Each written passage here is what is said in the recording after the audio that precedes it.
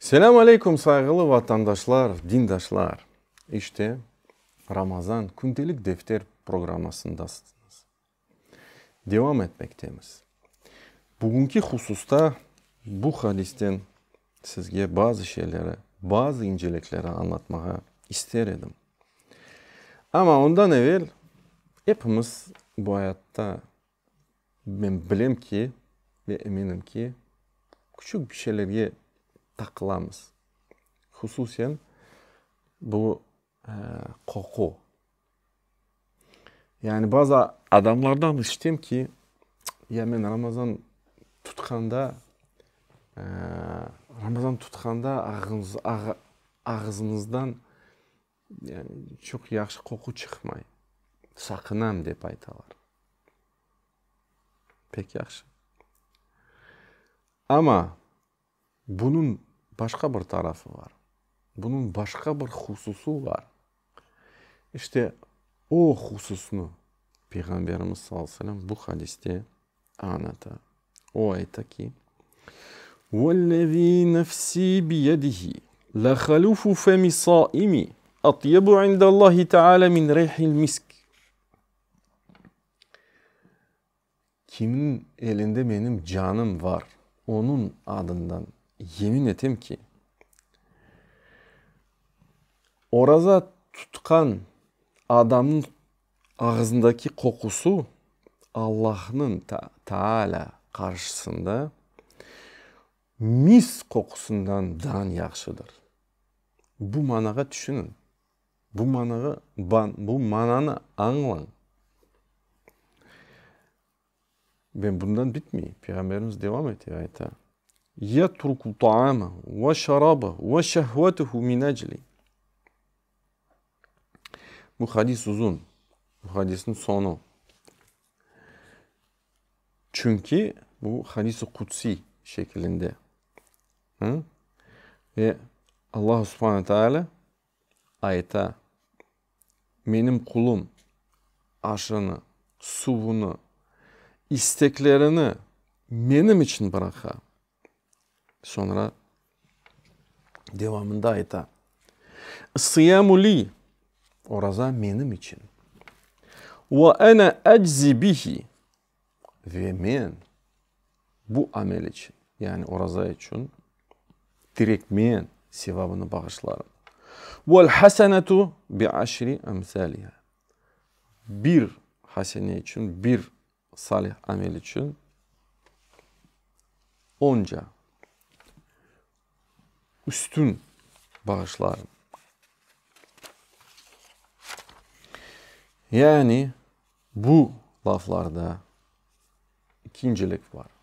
Birinci bu koku açısından bunu anlattık. İkincisi de bu oraza salih amelinin sevabı. Allah subhanahu teala bu hadis kutsi'de anlatır ki men direkt bu sevabını bağışlar. Yani bazı ulemalar bu hakkında çok düşündüler. Yani bunu incelediler. Bunun manası nedir? Ne için böyle geçiyor dinimizde? Ne için mesela namaz için böyle hadis yok. Böyle bir fazilet yok. Ve mesela bu hususta anlatırlar ki çünkü oraza amelini nifak yani ikiyüzlülük hiç girmez. Eğer insan gerçekten oraza tutsa, gerçekten niyetlense oraza tutsa o öyledir. Hem de bütün gün bakınız. Bütün gün. Ama namaz belki de insan onu 5 dakikada 10 dakikada yapabilir. Ve namaz aslında belki de sevabı daha çokça olur ama gene de ikiyüzlülük, nifak çok kolay bu amelge girebilir. Nasıl deseniz mesela insan gelir camiye. Aramızdan birisi de olur. Biz de olabiliriz aslında. Allah tabii ki hepimizi nifaktan, ikiyüzlülükten korusun. Ama bu olabilir yani. Kırdı, yani turdu namazga. Namazını kıla okuy.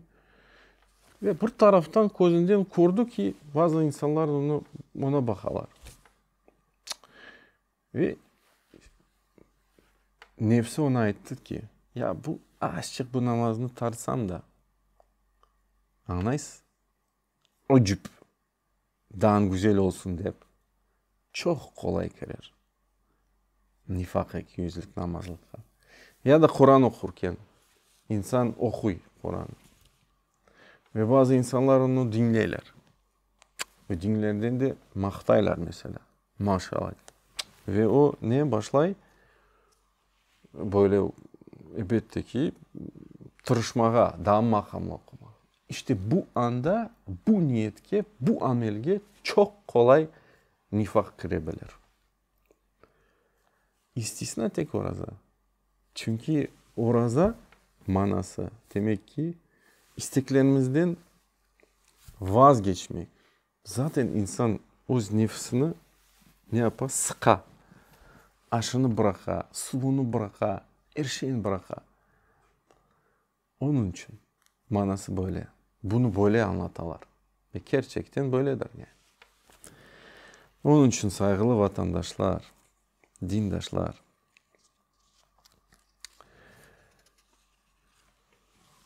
bu salih amelini yerine getireyik ve Allah'tan olan layık, münasip sevabını direkt kılmayık. Sıyamu li ve ana aciz bihi. Böyle buyuruyor Rabbimiz. Ve sallallahu ala nebiyyina Muhammedin ve ala alihi ve sahbihi ecma'in. Bizden olunuz devamı olacaktır inşallah.